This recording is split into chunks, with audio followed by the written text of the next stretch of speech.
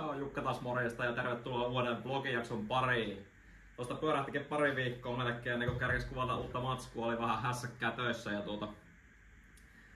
mestari oli lomalla ja muuta yksinään tossa, niin piti vähän kiirettä, niin ei ole paljon kuvailemaan, mutta hei, nyt uuteen aiheeseen uuden videon parissa, niin tosiaan tänään ajattelin vähän keskustella vaelluskengistä. Niin mitä vaelluskenkien kanssa kannattaa ottaa huomioon, kun niitä käyttää, ja mistä sä tiedät, milloin ne on tullut esimerkiksi tiensä päähän ja milloin ne on hyvä pohjata uudestaan. No tää suutarissahan korjataan vaelluskenkiä, pohjataan niitä uudestaan, hoidetaan niitä tarvittaessa. Eli periaatteessa täyshuolto löytyy meidän kautta palveluna kaiken näköisille vaelluskengille. Ja se tosiaan, että mikä on yleinen ongelma vaelluskengissä, niin on tietysti se, että välipohjat on valmistettu polyuretaanista, niin jossain vaiheessa kengän elinkaarta se polyuretaani rupeaa murenemaan ja se pohja hajoaa. Olikin sopivasti tuossa justiinsa taas yksi pari tuli pohjaksen kenkiä ja täältä näkee, että se pohja rupeaa murtumaan, eli tuo kumiosa lähtee tuosta välipohjasta kokonaan irti. Ja tänne on tullut tämmöisiä tyhjiä aukkoja. Ja tosiaan niin tätähän ei pysty korjaamaan sitten millään muulla kuin vaihdetaan tää koko pohja uuteen kokonaan. Ja vähän tietysti riippuu alkuperäisestä pohjamallista ja kivirandista, että miten se tehdään ja minkälainen sit siihen laitetaan tilalle, mutta tätä ei niin sinällä itsessään ei pysty korjaamaan, että se pitää poistaa kokonaan ja laittaa uusi. Mutta tosiaan ihan vinkkinä kaikille, jotka vaeltaa paljon tai retkeilee, ylipäätään ketkä käyttää vaelluskenkiä, niin kannattaa aina niin hyvissä ajoin olla liikkeellä, jos sulla on reissu tulossa lähdössä vaeltamaan. Niin tsekkaa sun kenkien ja nimenomaan välipohjan ja ulkopohjan kunto. Silloin sä vältyt niiltä ikäviltä yllätyksillä, että siellä erämaasta, missä ikinä meet, niin sulla häviää pohja kengestä, sit sä oot äkkiä pulassa siellä. Elikkä näissäkin kengissä, kun on toi polyuretaanin välipohja, niin se oikein tuntee, kun sä puristelet täältä pohjan reunoista, että siellä niinku on tavallaan tyhjää ilmaa. Ja tullut tavallaan, se on murentunut se materiaali sieltä, että se on vähän niinku antaa periksi normaalia enemmän. Ja tästähän me nähdään, että tosta kun mä painoin, niin siihen tuli reikä. Ja sit kun mä otan tosta kiinni, niin oho, täällä tää materiaali, tää on ruvennut murenemaan jo. Ja tää on ihan tämmöstä mujua tää polyuretaani. Niin tähän ei auta mitkään liimaukset eikä mitkään muut, niin tää on ihan entinen tää pohja.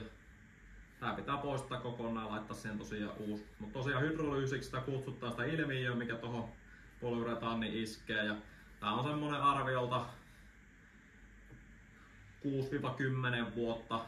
Joilla on jopa kestänyt melkein 15 vuotta kengät käyttöön ennen kuin näin käypi. Mutta tosiaan jos sulla on niinku plus 5 vuotta vanhat vaelluskengät, niin kannattaa tsekata tää välipohjan kunto ja vähän kokeilla, että miten se kumi on siinä kiinni ja lähteekö se tuosta välipohjasta irti. Jos sulla on tämän mallinen kenkä, että siinä on toi. Niin kuin sä näet, että miten helposti tää loppupeleissä irtoaa niin tästä tää kumiosa. No tohon asti se irtoaa. Mutta tämmöisellä kengellä on aika ikävä kävellä tuolla jossain tunturissa tai muualla missä maasto on muutenkin vaativaa, niin se on todella vaarallista. Siinä käy äkkiä huonosti.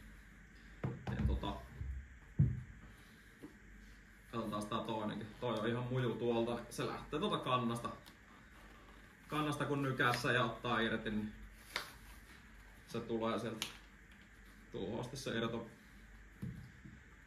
Niin en usko, että kukaan retkeilijä tai vaelluskengen käyttäjä haluaa, että sun kengille käy näin kesken reissu. Mikäs se ikävämpää, mutta olkaa hereillä. Tsekatkaa pohjien kunto. Ja pohjat vaihtamalla niin saadaan taas niinku isku ne kengät. Ja mulla on tosta muutama malli tosiaan, mitä me ollaan pohjattu täällä. Mehän käytetään tämmöstä Vibramin valmistamaa Sniper-pohjaa nykyisin pääsääntöisesti. Tossa on esimerkiksi matala malli. Tähän on laitettu uusi kivirandi kiertämään kenkää, kun tässä alunperinkin on matala pohjamalli. Ja sitten on tää matala Sniper-malli tässä kengissä. Tää on Hanwaki vaelluskenkä tämä. Sitten tossa on Meindelin kenkä. Tässä oli sama homma, välipohja oli ihan murentunut. Tuohon laitettiin tommonen Vibramin valmistama Lightwolf pohja. oli makeasti. Tässä oli kiva, kun tässä oli oranssi tää välipohja, niin kävi makeasti tähän kengän väriin. Tää on kans yksi vaihtoehto. Tää löytyy myös niinku harmaan mustana. Toinen vaihtoehto. Pikkusen erilainen kuvioita kuin tuossa Sniperissa.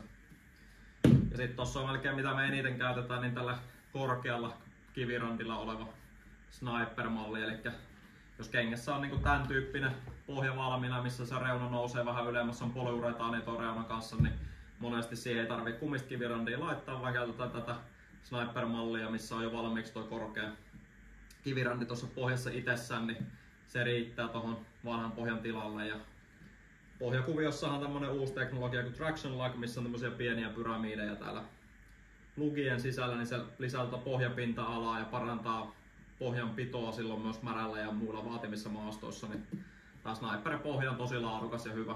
Yksi uusimpia Vibramin innovaatioita tuonne vaelluskenkiin. Sitä me käytetään.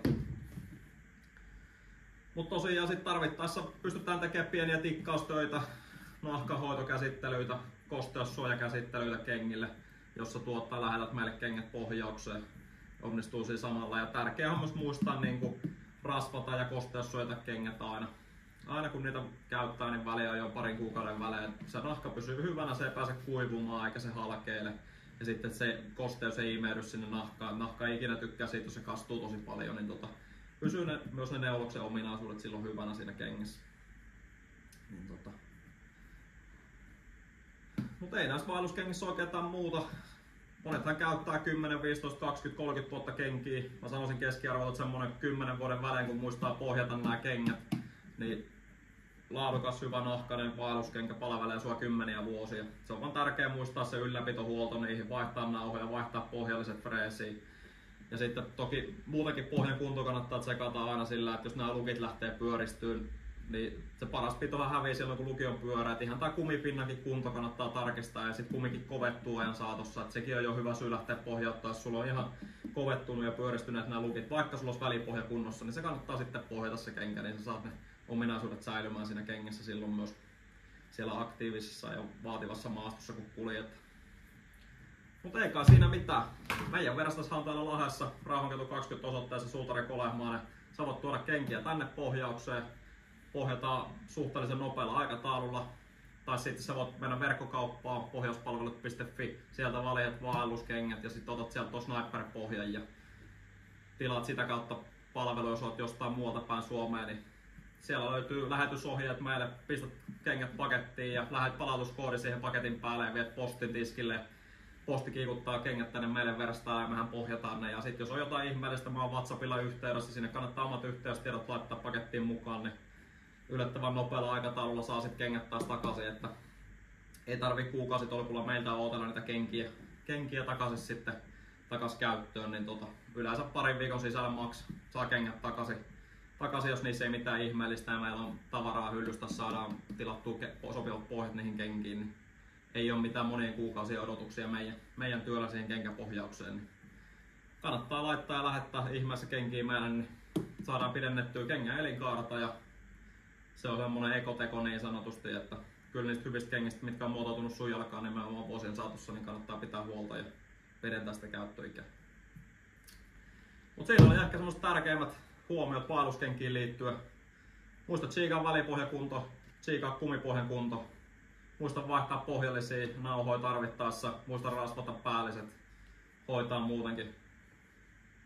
Älä mielellään kuivata kenkiä ikinä missään nuotiosta kovassa lämmössä, se ei tee ikinä hyvää näille liimauksille ja muutenkaan, että silleen ne kengät pysyy pitkään käyttökuntoisena.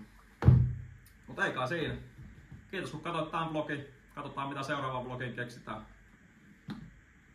Hyviä ruskavaelluksia ja muita kaikille vaeltajille. Juki kuittaa, moro!